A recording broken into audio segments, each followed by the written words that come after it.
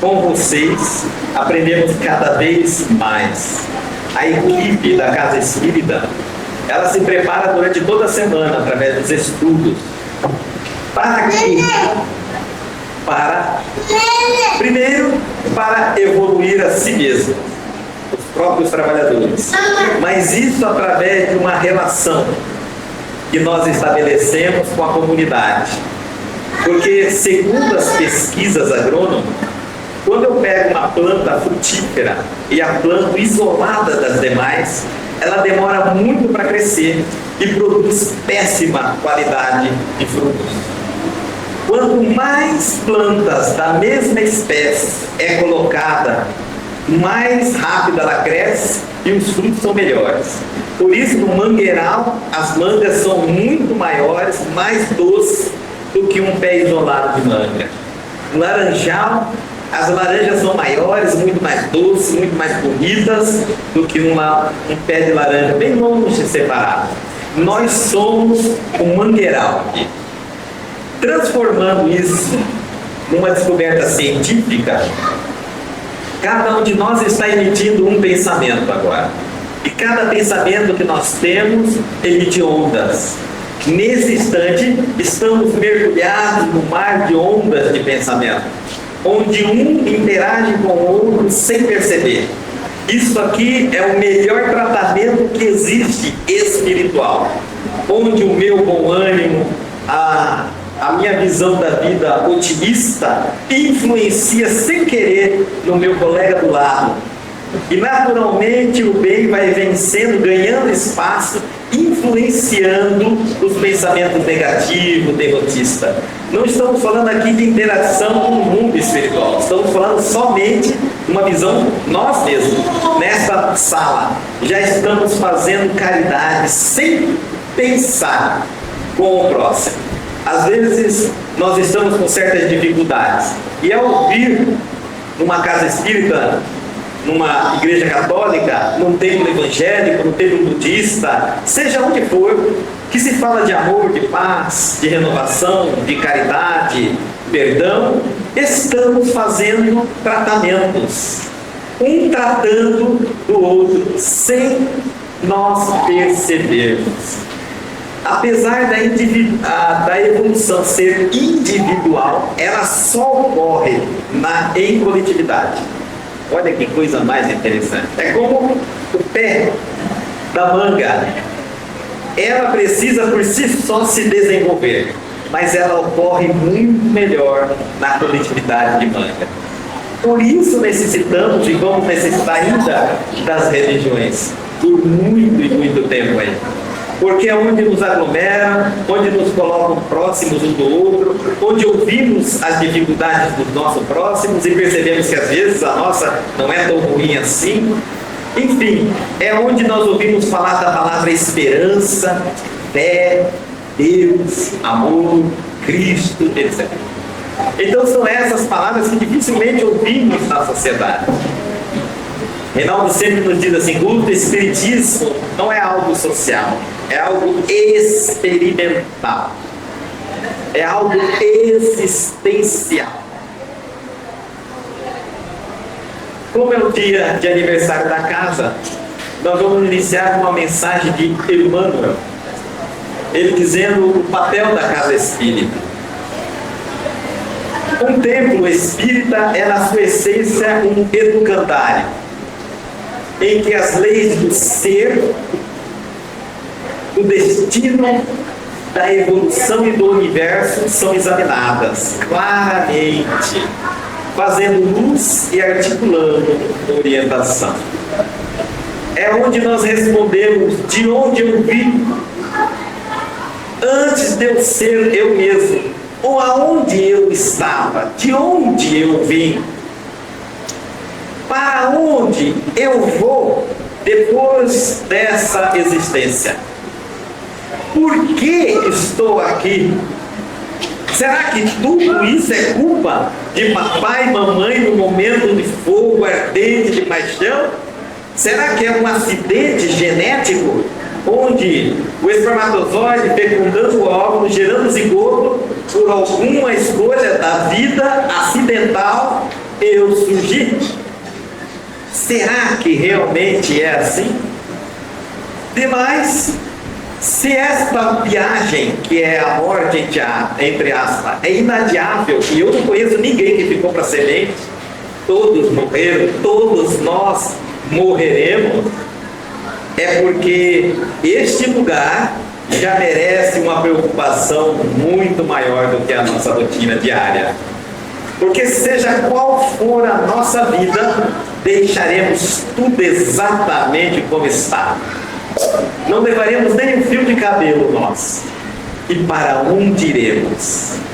Um ato inteligente nosso seria nos preocupar muito com esse local, já que todas as religiões do mundo falam, cada um da sua maneira, mas que todas as religiões concordam que existe vida após a morte.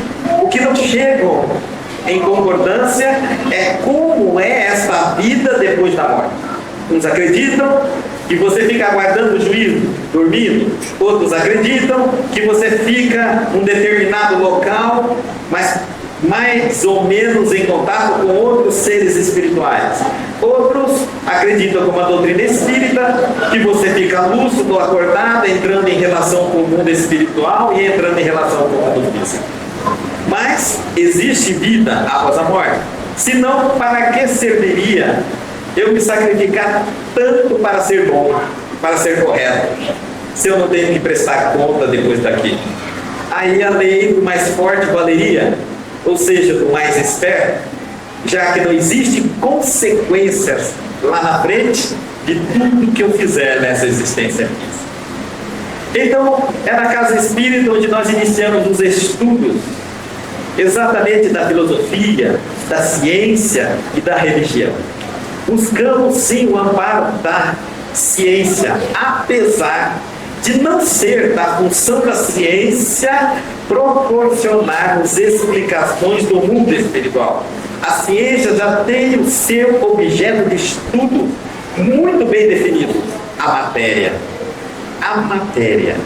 E se está alcançando outras alçadas, se está, através dos estudos metódicos e sistematizados, alcançando além da matéria, como a física quântica, como a metafísica, é por uma coincidência, não como uma finalidade da ciência. A ciência ainda busca explicações que as religiões já propõem, todas elas, cada uma de sua forma, naturalmente. Vemos que a ciência quer alcançar, por exemplo, o conceito de matéria. Mas nós chegamos a entender que a matéria em si hoje não existe mais. Tudo que foi, então, até o meado do século XX, ainda entendido como matéria, mudou-se completamente a visão da ciência. Porque matéria, quando estudamos o átomo, percebemos, ao estudar os elétrons, que eles desaparecem e surgem novamente. São energias e são massa, dependendo da forma que você o analisa. Que nossa matéria, ela é invisível. E que nós enxergamos é nada mais e nada menos do que a luz nos proporciona de efeito. Querem fazer um teste? Se vocês hoje estão vendo este quadro, não é porque ele existe. Não é isso que nós entendemos? Não é porque ele é visível, perdão. Não é porque ele é visível. Ele é invisível. Ele é invisível. Mas eu estou vendo por causa da sensação luminosa que está incidindo sobre a matéria e refletindo nos seus olhos. Fiquemos todos nós na escuridão e você não verá matéria alguma, apenas sentirá. Então, tudo que nós pensamos que antes existia numa completa afirmação de matéria sólida passa a ser averiguado pela ciência de uma outra maneira. Isso abre a mentalidade humana e nós vamos gradativamente ao encontro. Quando será esse encontro? Ninguém sabe. Mas ainda não chegou nesse encontro. Ele diz que nós discutimos ali, então a casa espírita está aberta para os estudos. em primeiro plano. Os estudos são muito importantes, porque é através dos estudos que nós desenvolvemos a nossa lógica. Veja, desenvolvemos a nossa lógica. E através dessa lógica nós proporcionamos uma evolução do nosso consciente e depois a nossa evolução de nossa inteligência. Então, entretanto, ele continua dizendo, por isso mesmo, não deve converter-se no instituto de mera preocupação acadêmica. Não é simplesmente vir à casa espírita e estudar. Estudar, porque isso vai te intelectualizando. A pessoa intelectualizada é a falsa inteligência. A pessoa inteligente, a pessoa intelectual é o falso inteligente. É aquele que memoriza tudo e que tudo que sabe não é dele, porque não reflete sobre aquilo que tem guardado na sua memória.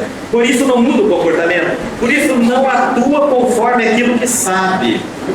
Somente a inteligência nos proporciona a razão. Então, nós não viemos aqui apenas para estudar. Nós viemos aqui para refletir sobre aquilo que estamos aprendendo antes de memorizar. Porque se você ficar memorizando um monte de coisa e depois não saber para que serve, isso também não lhe causa absolutamente nada. São aqueles dicionários ambulantes que nós conhecemos. Pessoas que sabem de tudo, falam tudo, mas não se comportam de maneira alguma coerente com aquilo que já sabem. E nós estamos vendo isso de multidões aí, andando. Por isso nós temos a capacidade de intelectualizar o computador, dando a ele memória, dando a ele lógica para encontrar as informações, mas ele nunca terá inteligência. A inteligência é nossa. Porque a inteligência é o resultado da evolução da nossa consciência.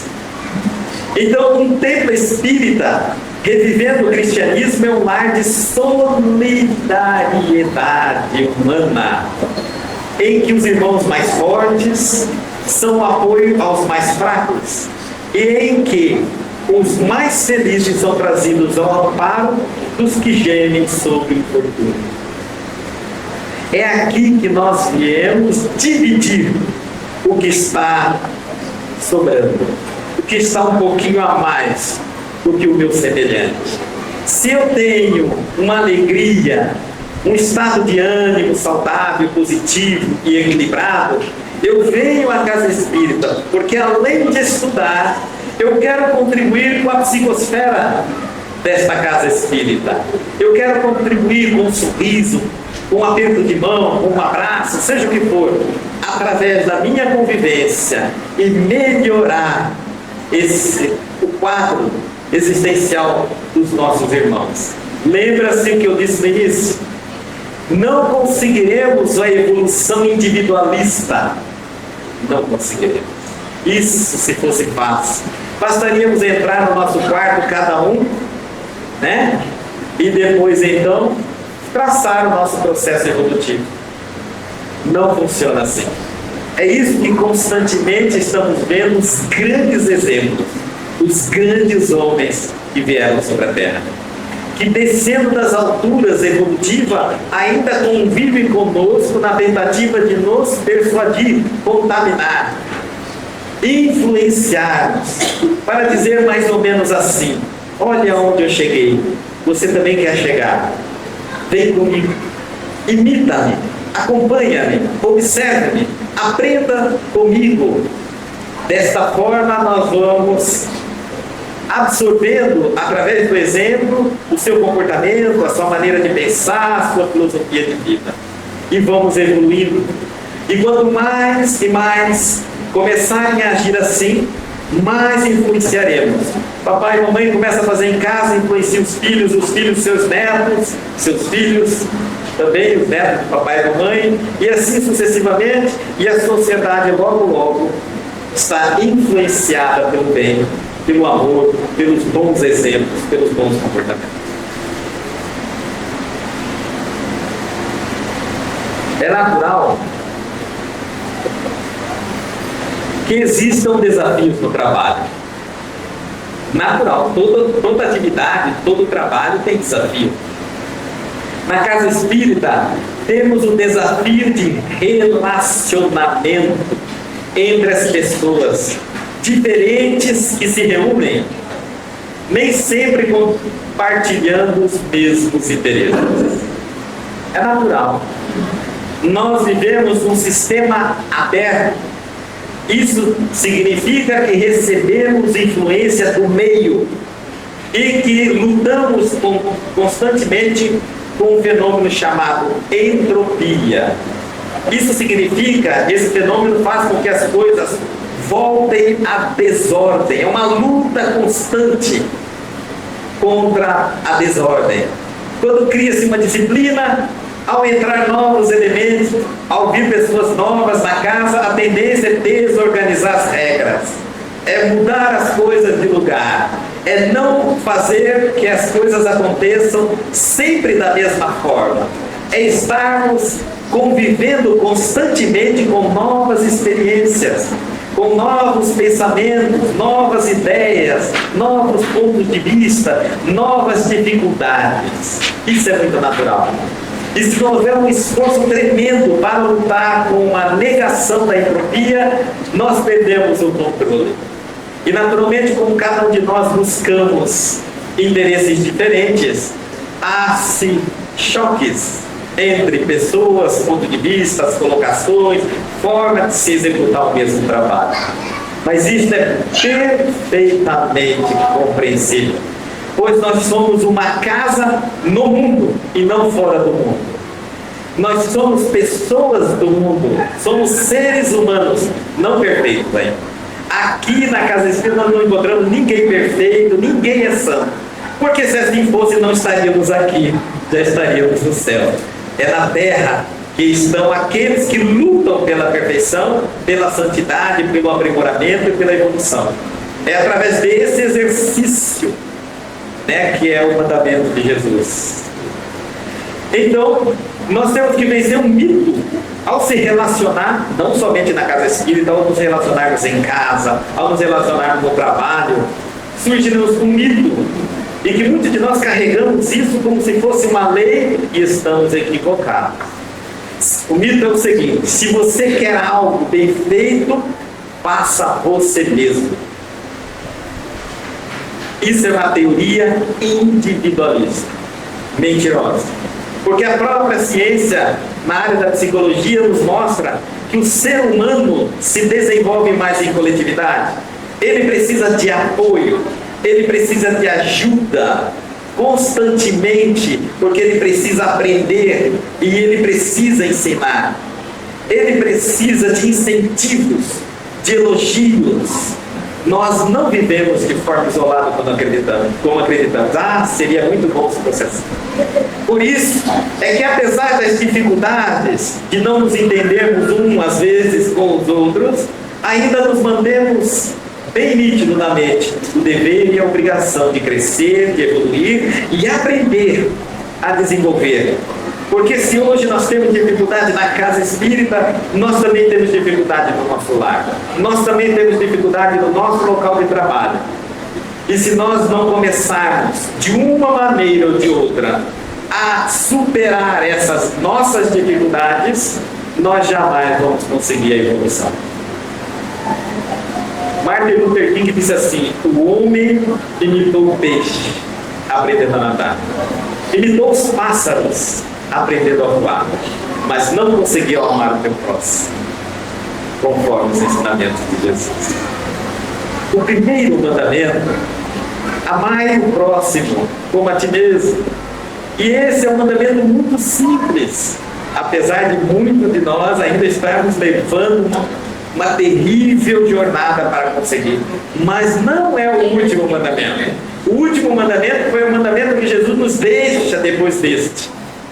Antes dele partir, ele diz: amai o próximo, ou amai os vossos irmãos como eu vos amei. É o segundo. Nós ainda estamos com a dificuldade no primeiro, de amar o meu semelhante, de fazer a ele o que eu gostaria que fizesse a mim, de amá-lo como me amo. E depois que eu conseguir isso, eu vou para o segundo e maior mandamento: o amor universal. Aquele que eu vou conseguir amar o meu companheiro, a minha companheira, o meu semelhante, como Jesus nos amou. Aí, essa jornada para alcançar o segundo é muito longa. Precisamos da visão do Cristo. Muitos são os que comparecem à casa espírita esperando receber alguma coisa. É natural. Outros, porém, se apresentam para as tarefas essenciais, das mais simples às mais complexas. Cada um de nós temos uma maneira de nos comprometermos com a evolução do planeta. Afinal de contas, um filho meu que começa a adotar posturas cristãs está renovando o nome da minha família. Minha esposa, meu marido, que começa a se comportar com mais ética, mais moral, com mais consciência, acaba transformando totalmente o meu grupo familiar. São pessoas que começam a despertar atenção, a ser observadas, a serem consultadas, procuradas, imitadas. Isso é algo muito natural. Então, alguns de nós temos uma maneira pessoal de nos relacionarmos com as nossas obrigações. E aí então, todos os conflitos existem nos grupos sociais, existem nos grupos sociais, podem existir nos grupos da casa espírita, apesar dos propósitos e dos valores inerentes às suas atividades. É muito comum termos discussão na casa espírita. Temos intrigas, dificuldades. Sim, ser santo é estar no caminho da santidade. Estar no caminho da santidade é estar lúcido sobre os seus defeitos e o que é necessário fazer para modificá-los para os quadros das virtudes. Só de você ter essa consciência e estar trabalhando nela, você já está no caminho da santidade. Porque quando terminar de trabalhar, já é santo, já é perfeito. Isso ainda vai levar muito tempo. Passamos uma reflexão bem óbvia aqui. Muitos de nós já passamos a metade da vida média do brasileiro. E aí, você acha que se morresse agora, você ia para o céu ou para o inferno? Quem sabe? Graças à reencarnação, nós não precisamos nos preocupar com isso, né? Porque a gente irá para o céu a partir do momento que estivermos realmente preparados para lá estar. Porque dá um friozinho só de pensar que eu vou para o céu. Já pensou em chegar no céu? Agora? Eu sempre conto essa história. Vamos supor que Jesus vem aqui, pega todo mundo pela mão e fala: vamos, gente, vamos para o céu agora! Eu acho que antes de pensar, Jesus fala: o que foi, Bruno? Eu posso levar uma cervejinha aí? Não, cerveja não pode. Lá no céu, eu não tenho jogar essa lata de cerveja. Nós não temos nem usina de reciclagem de metal. Lá também não tem destilaria de álcool, meu filho. Como é que você vai fazer? Ah, Jesus, aí metade do grupo já desiste. Não, então eu vou ficar por aqui mesmo, eu tenho que ir bem ali, já volto, nosso Senhor, depois a gente conversa. Então vamos, pessoal, quem vai aqui? Ah, levanta minha mão, Então vamos. E que foi, meu irmão? Mas eu posso levar meu CD de música sertaneja, lambada, boquinha da garrafa? Não, meu filho, lá é a harpa, só orquestrada, anjinho peladinho tocando harpa, rodando nas nuvens. Ah, não vou ouvir música sertaneja, não vai. Aí o outro grupo, quem vai agora? Não, vamos, já ficou, só uns 10%. Aí na hora que tá para entrar no avião, você e que foi, meu filho? Ah, não, senhor, eu tenho que levar a camisinha. Não, lá no céu não tem sexo. Ah, desistiu do mundo. Quem vai para um lugar que não tem sexo, cerveja, não é? Agora para brasileiro não tem futebol, não é o lugar para nós. Pense, é o inferno. Aí então vem o diabo, já que Jesus desistiu, vem o capeta. O capeta vai recolher todo mundo. Vai todo mundo no caldeirão. Se lá no caldeirão fica queimando, não sabe o quê? Você já está morto, morrer de novo não dá. Aí aquela coisa queimando. Aí um de nós resolve fazer: Pai nosso, está para de orar. Não, meu filho, aqui no inferno você ora, não pode orar. Ah, mas eu aprendi a orar. Eu aprendi desde pequenininho a orar. Minha mãe desde pequenininho já comia na cama e falava: tem que rezar, Pai Nosso, Ave Maria, para o nosso anjo da guarda. Não, aqui não existe esse negócio. Aqui nós estamos no inferno. E aí o que ele faz? Expulsa nós do inferno. Porque todo mundo vai ajoelhar nessa hora, todo mundo ajoelha, todo mundo reza que você tem de ver. E não fica ninguém para o inferno. Já que nós não podemos, não estamos preparados para ir para o céu. Chegamos à conclusão óbvia: não estamos preparados para ir para o inferno. Aonde é o melhor lugar para nós? Essa maravilhosa terra. Não há paraíso melhor, por mais que você tente analisar, não há. Sem transformação, sem reforma íntima. Nós não queremos nos preparar para ir ao céu. Nós queremos que o céu nos aceite como somos. E que São Pedro dormindo perca a chave de tudo de nós. É onde todo mundo tira a cópia e vai todo mundo invadir o céu do nosso jeito. Ainda estamos rebeldes. Precisamos mudar. Naturalmente, o fato de sermos espírita não nos torna perfeitos, isento de vaidade. Lógico que não. A doutrina espírita nos auxilia a nos santificar, mas ela não nos santifica. Nada que vem de fora pode nos colocar como um ser humano mais triste do mundo ou como um ser humano mais alegre dessa vida. Nada que vem deste mundo pode nos tornar melhor que o outro. É só o que vem de dentro para fora. A sabedoria de dentro para fora, só a cultura que vem de fora para dentro. A cultura só tem sentido quando eu reflito sobre ela e a uso para o meu progresso e para o progresso dos meus semelhantes. Senão eu sou um intelectual. Mais nada. Amor próprio exacerbado. Quem de nós não tem um amor próprio aí colocando fora das medidas, o ego, né? Em que é intocável, qualquer coisa nós nos magoamos.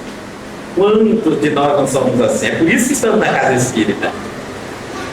Susceptibilidade oriunda das ilusões do orgulho. O orgulho não é um sentimento, o orgulho é uma missão de vida. Por isso é possível trabalhar sim com orgulho. Mas não pensa que você sentirá. Você terá que mudar a maneira de enxergar o seu semelhante. E aí você trata o orgulho. Porque se você quiser arrancar o sentimento, ele não existe. Ele provém de um raciocínio. Olha bem. Maledicência. Quantos de nós não vemos espíritas falando mal do outro? É normal, é natural. Da crítica destrutiva, nós temos muitos de nós apontando os defeitos, criticando, né? Eu sempre falo assim: tomemos cuidado com as críticas. Porque as críticas construtivas é sempre aquela que aponta o erro, mas já propõe uma solução. Porque apontar erro é fácil, propor solução que é difícil. Intempestividade.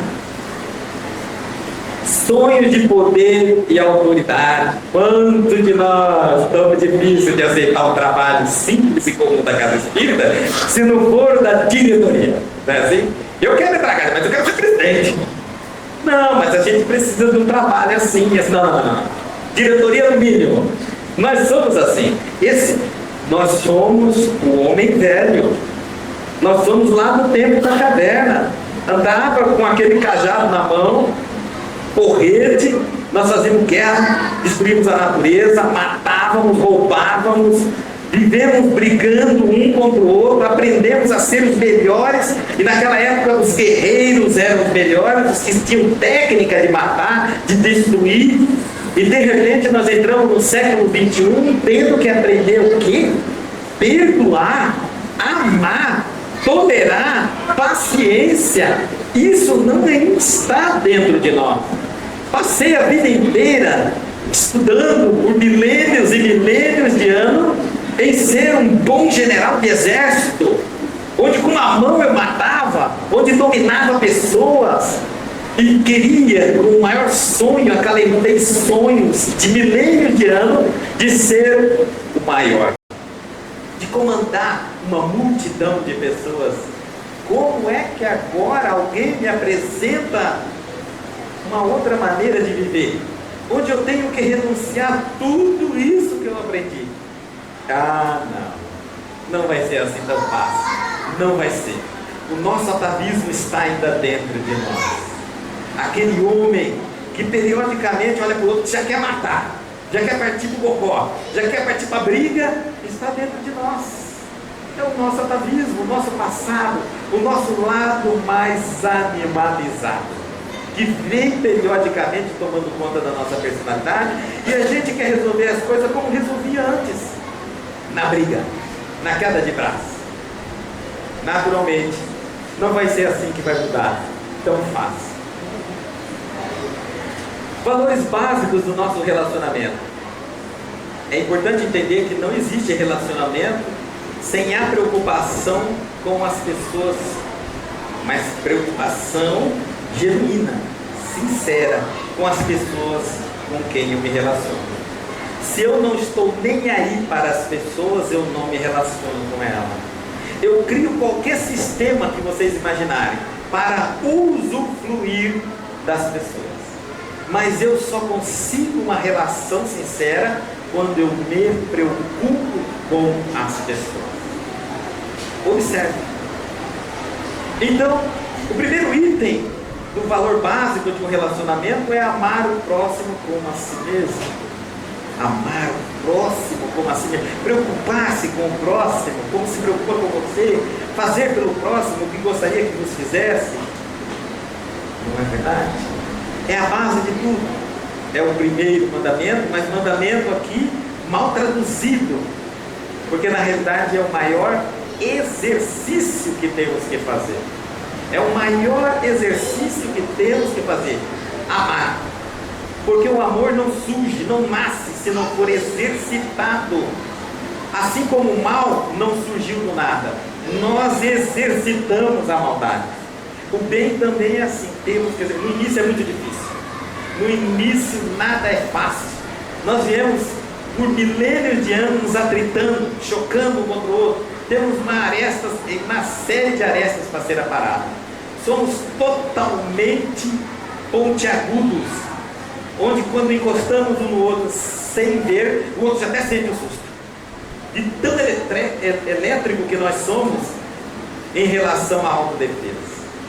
E agora as coisas têm que ser mudadas. Então o amor ao próximo como a si mesmo é a base desse relacionamento. Mas eu preciso desenvolver ele em mim. Eu tenho que ter amor por mim. Aí vem então a preservação da autoestima. É muito necessário. Não dá tempo para falar de todos os itens da autoestima, mas é muito necessário nessas relações. Vivemos num grupo aberto em que tem que ser renovada totalmente os valores. Valores vem da palavra filosofia, que significa escolha. Temos que renovar essas escolhas. É uma escolha que fazemos. Amar. Amar é um valor, é uma escolha. Mas, antes de iniciarmos essa pirâmide, nós temos dois itens ali que são ingredientes importantíssimos nas relações. Não só na casa espírita, como em qualquer ambiente. O primeiro, humildade. Mas nós entendemos que humildade é aquela pessoa que chega com a mãozinha, com a cabeça baixa, que fala com a gente no ouve, que nunca diz não, só diz sim, que concorda com tudo. É isso que a gente entende como humildade. Estamos enganados. A palavra humildade tem sua história ligada ao rio Nilo. Vamos entender isso. O rio Nilo, ele nasceu lá na África, nas montanhas da África, geladas, que durante uma fase do ano essas geleiras derretem e inundam mais ainda o rio Nilo. O rio Nilo viaja até atravessar o deserto do Egito e, por incrível, de um lado é o deserto de areia, do outro é o deserto de pedra. Ele passa exatamente pelo meio, e quando está inundado, ele avança para ambas as margens, tanto a direita quanto a esquerda, aproximadamente 3 a 4 quilômetros. Fica ali durante um bom tempo, depois ele volta ao seu estado natural.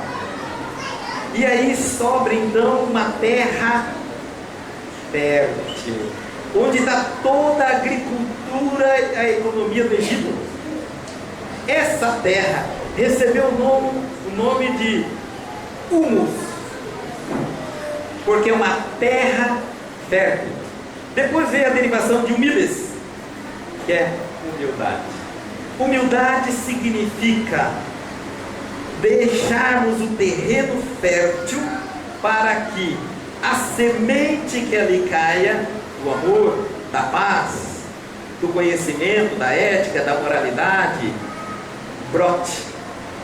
A pessoa humilde é aquela que deixa o seu coração preparadinho para receber as verdades da consolação e deixar que isso brote, germine, cresça, floresça e dê frutos e frutos e frutos. Já a pessoa humilde também, ela é aquela que consegue fazer com que crie um ambiente, olha a palavra que está aparecendo aqui, ambiente em torno dela, onde favoreça as pessoas a crescerem, desenvolverem, desabrocharem, evoluírem, crescerem.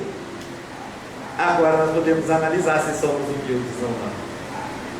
Somos incansáveis trabalhadores, que aproveitam a terra quando o rio se vai e mantém em torno.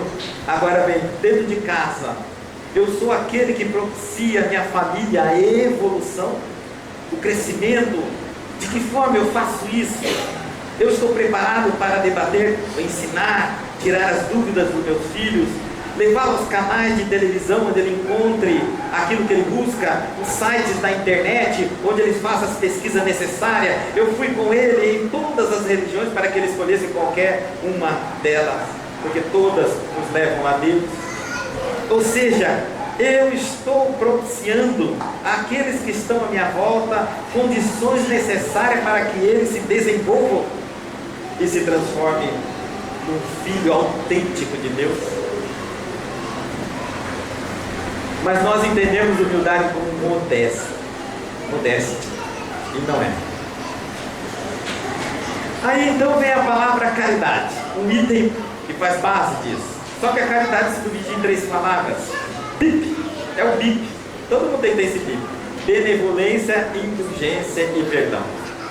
Benevolência, para a gente entender, vem da palavra benevolere, que significa preocupar, querer, não é preocupar, querer o bem do seu irmão, do seu próximo, buscar sempre as boas coisas, direcionar as suas atenções para as coisas boas, fazer o bem, em especial do teu irmão. Benevolência. É isso que realmente eu estou fazendo? Eu chego em casa e quero o bem de cada um da minha família. Para que eu faça isso, eu preciso de um fenômeno chamado empatia, me colocar no lugar da pessoa e perceber a necessidade dela, não a minha necessidade. Não é o que eu quero, é o que ela necessita. E eu fazer todo o possível para lhe entregar o bem, a bondade e o belo. Às vezes, superando a mim mesmo. Muito natural. Depois vem a indulgência. Indulcere. Olha só. In, de interno, dulcere, de dulcificar. A pessoa indulgente é a pessoa dulcificada por dentro, doce por dentro, carinhosa, modesta, humilde. É uma pessoa que não desponta ira, raiva, revolta. É uma pessoa tranquila, calma, simples, onde até o ódio que você injeta nela morre dentro dela. É como se não tivesse eco para a maldade. Você até a xinga, a desafia e não vê uma reação animal dela, nenhuma. Ela é uma pessoa que age e não que reage. Ela não é instintiva mais. Ela é uma pessoa que toma atitudes provenientes de seus pensamentos, inteligentes. Ela é uma pessoa racional, razão. Razão está acima de tudo isso que nós pensamos.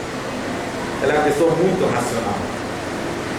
E aí então vem a palavra perdão. perdoarem.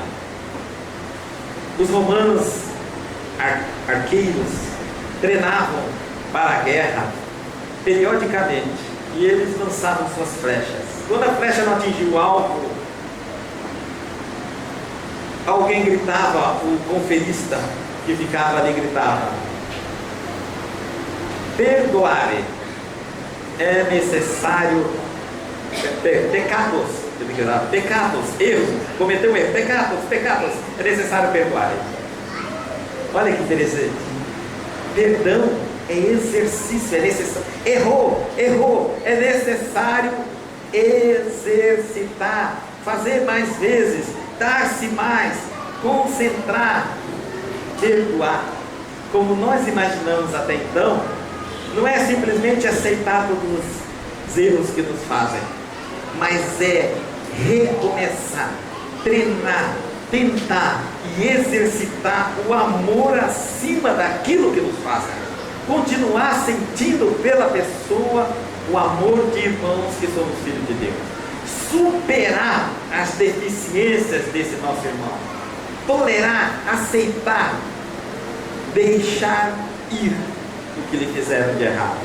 É conseguir dizer a si mesmo, apesar das dificuldades, como um atleta, apesar do clima, do tempo, da hora, do meio ambiente, eu vou tentar fazer o máximo e vou me superar. Isso é o perdão. Me superar constantemente. Bom, com todos esses itens fica muito fácil. Quando eu tenho empatia, quando eu saio de mim e me coloco no lugar do outro, e aí eu percebo que às vezes a pessoa está tomando toda aquela atitude não condizente com o cristianismo, mas porque ela tem um motivo para estar assim descontrolada. Graças a Deus, eu não tenho esse motivo. Mas quando eu me comporto igual a ela, então eu estou pedindo a Deus o mesmo motivo. É importante eu entender o meu semelhante, porque todo o objetivo dele sempre é positivo, na visão dele, na capacidade de percepção dele, não na minha. O que eu acho errado, para ele está certo, é por isso que ele faz aquilo que faz. E é necessário nós darmos espaço às pessoas para que elas sejam como elas conseguem ser, não como nós queremos que elas sejam, treinando desta forma o perdão, o amor. Apesar da pessoa dizer coisas que nós não concordamos, comportar-se como nós não aceitamos, a gente ainda continua treinando com ela o amor, amando e amando. Dessa forma, então, vem o campo da afetividade, nessa base total. Gente, todos nós queremos ser amados. A psicologia nos mostra que a pessoa amada eleva a sua autoestima. A pessoa amada tem uma autoestima mais elevada. Ela se sente útil. Todos nós queremos ser amados, mas não é a afetividade discursada, é a afetividade de atitude. Nós precisamos beijar, abraçar, apertar as mãos, sorrir, elogiar, olhar nos olhos uns dos outros. Necessitamos do calor físico. Até na casa espírita a gente está treinando isso. Treinando, as pessoas ficam meio durona no início, diferente, vou abraçar uma pessoa estranha, abraça. Quando alguém te abraçar, você abraça. Todas as vezes que você deseja tudo de bom para aquela pessoa, 90% fica com você, 10% vai para ela. Depois vem outro, você deseja também tudo de bom, 90% fica com você, 10% vai para ela. Depois vem outro, daqui a pouco você abraçou 20 pessoas. Quanto de bondade você não fez a si mesmo, desejando a si próprio inconscientemente, porque ao desejar o outro você recebeu 90% de tudo que você falou. Imagine um som colocado bem alto lá na esquina. Se aqui nós estivéssemos ouvindo bem fraquinho, chegue perto da fonte, estouraria seu ouvido. É assim também o sentimento. Quando alguém sente alguma coisa de nós, é porque nós já temos muito dentro de nós. E como vamos conseguir transmitir tudo? 90% fica conosco. E nós precisamos dessa afetividade. Nós precisamos de alguém que olha para nós e diz: olha, você está no caminho certo, continue, eu estou de olho, eu sei o que você faz, é importante o que você faz, continua a fazer desta forma. É por isso que as novas pesquisas, na última revista que saiu, isto é, saiu uma reportagem, antepenúltima, uma reportagem na área da psicologia, dizendo que os filhos homens que vivem mais com a mamãe durante um período de tempo maior, eles perdem aquele caráter de machão, não é assim? Perdem a caráter e se transformam em homens mais civilizados. Tem uma inteligência mais aguçada que os demais, porque a brutalidade vem a cá, nós homens, a gente sempre toma a mão dela quando não há mais discursos, argumentos, propostas a serem feitas. Aí nós partimos mesmo para resolver as coisas no físico, mas esquecemos que nós envelhecemos e que as coisas que antes eu resolvia no vamos ver não funcionam mais. Então um dia eu vou ter que desenvolver a minha inteligência para começar a argumentar mais, para começar a propor mais. E finalmente, fechando, nós vamos lembrar a Casa do Caminho, que foi a primeira casa cristã que surgiu na história. E vamos fazer uma ponte entre a primeira casa cristã e a nossa casa espírita 21 séculos depois. Interessante. Foi a primeira comunidade cristã na história da humanidade. Pedro foi o fundador, auxiliado por Natanael, Bartolomeu, Tiago, filho de Zebedeu, Filipe e João. Mais tarde chegou João Marcos. Os demais apóstolos logo saíram para a difusão do Evangelho. Na maioria foram martirizados. Martírios nós não temos mais hoje. Apesar de haver muita perseguição religiosa, que é muito interessante, eu sempre digo às pessoas: religião sincera, honesta e séria não coloca um ser humano contra o outro, porque todos somos filhos de Deus. Por isso dizemos: todos são nossos irmãos. Não existe religião melhor que religião. O pavilhão principal era um telheiro de paredes frágeis, sem conforto. Olha só. Depois vieram Estevão, Prócoro, Nicanor, Parmenas, Nicolau, Tímon, Barnabé, e em anexo construiu-se uma casa para oração e evangelho. Separado. As portas estavam sempre abertas. Esse é o principal item que transportamos milênios de anos. Para ser o trabalhador da casa espírita, as portas do teu coração têm que estar constantemente abertas. A todo instante você recebe um pedido de auxílio. A todo instante. Não existe mais o eu, o que existe é o nós. É necessário que ele cresça e que eu diminua. Olha João Batista falando. É necessário que ele cresça, a minha individualidade, o meu Cristo interno, e que a minha personalidade diminua, saia, desapareça. Não é o que eu quero, é o que nós precisamos. Então, as portas estavam sempre abertas. Muitos dos seguidores conheciam o segredo das plantas, das ervas, faziam xaropes, ungüentos, cataplasmas. Havia disponível um caldo fumegante e nutritivo que era oferecido aos que chegavam. Era uma casa de acolhimento. Acolher significa trazer para o colo. Isso é acolhimento. A casa espírita não pode perder essa característica de pegar aqueles que aqui chegam e trazer para o colo.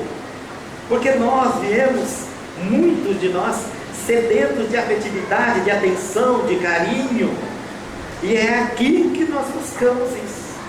Às vezes de uma maneira descontrolada, exigente, mas estamos querendo só isso: que alguém pare para nos ouvir, que alguém olhe para nós, que se preocupe conosco.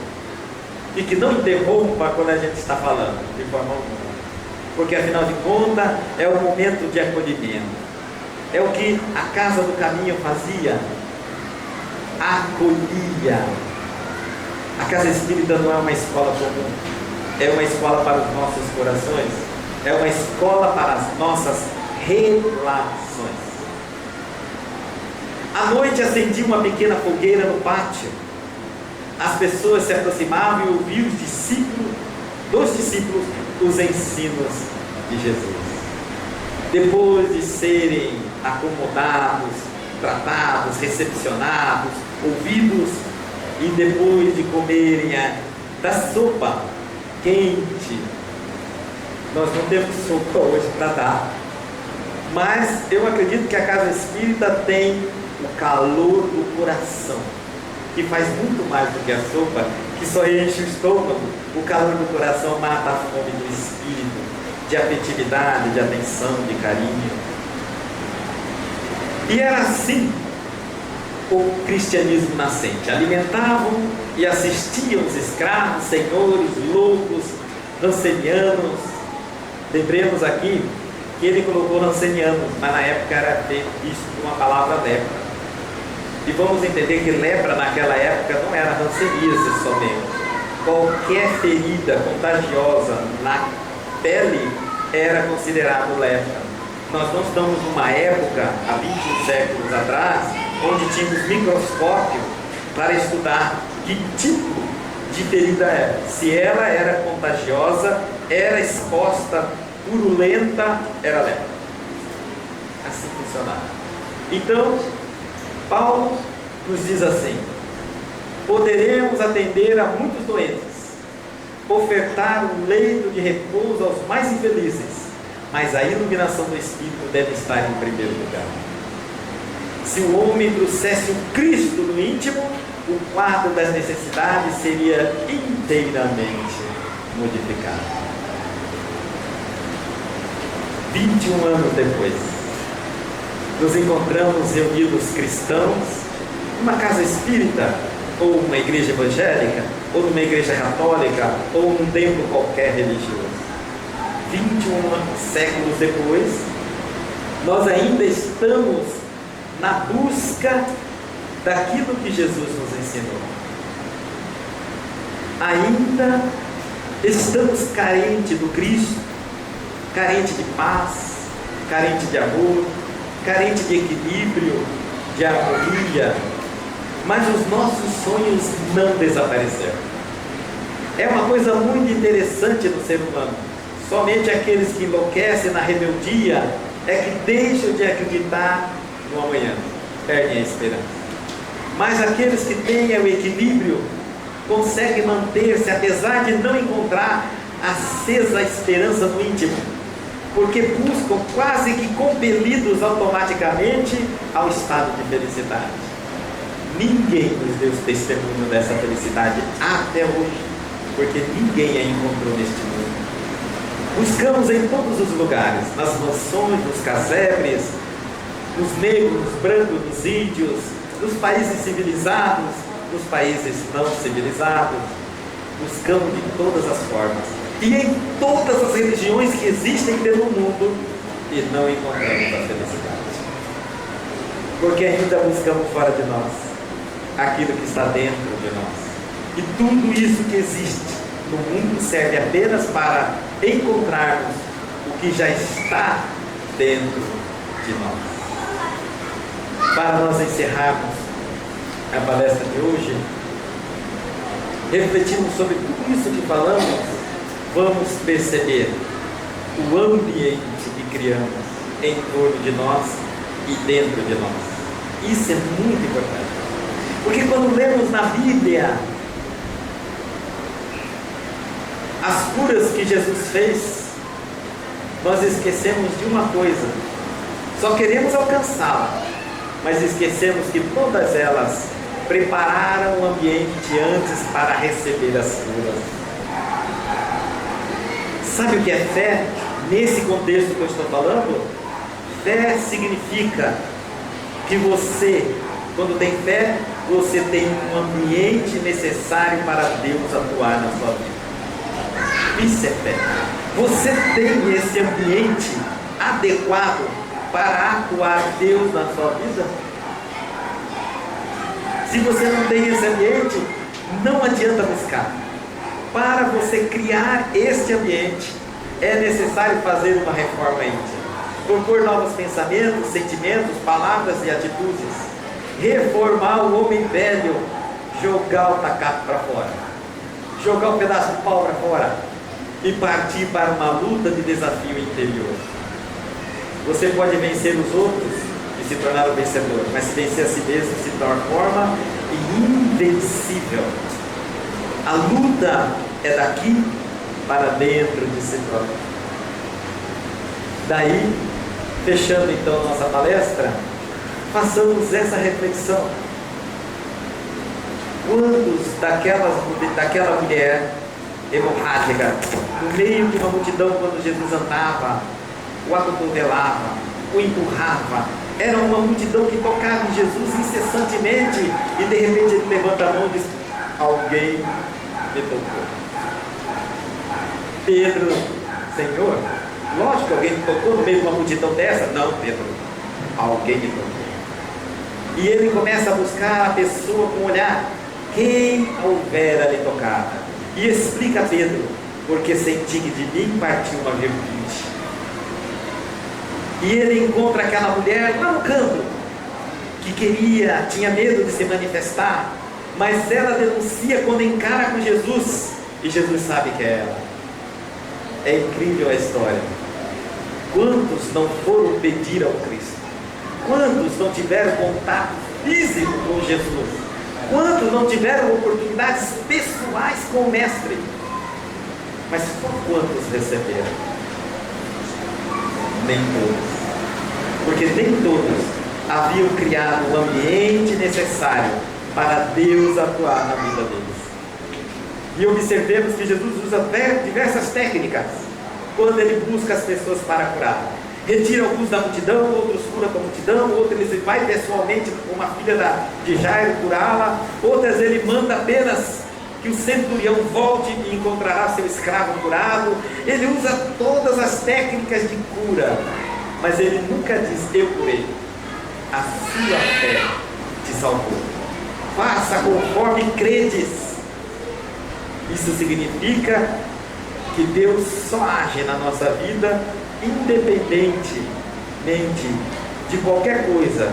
Ele só age na nossa vida quando preparamos um ambiente propício para que Ele atue. E é na casa espírita que nós devemos nos preparar para propiciar esse ambiente, onde todas as vezes que buscarmos o Cristo interno, o encontraremos.